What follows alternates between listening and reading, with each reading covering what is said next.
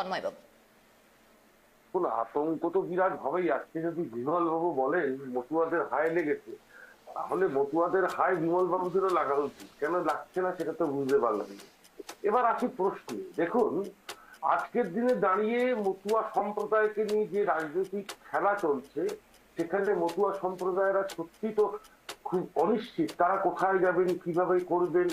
আগামী দিনে 1 লক্ষ ভোট থেকে বিরত থাকতে বলেছেন শান্তনু ঠাকুর, তাদেরই দলের নেতা। আবার তাদেরই পাশাপাশি দলের এমপি এবং নেত্রী বলছেন মমতা বালা ঠাকুর শান্তনুর হুলিগেন্সিরা তাদের ইয়ের প্রতি, সম্প্রদায়ের প্রতি হানা দিয়েছে।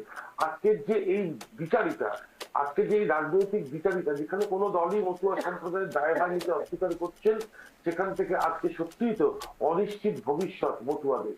তাদেরও পরিবার আছে, তাদেরও ঘর সংসার আছে।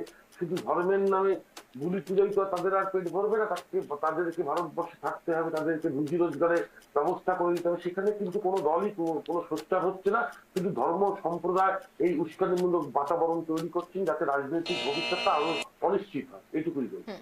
আপনাদের প্রত্যেককে অসংখ্য ধন্যবাদ শব্দের কাটাকাটি অনুষ্ঠানে যোগদান করার জন্য। আমরা যে 1 ঘন্টা টানটান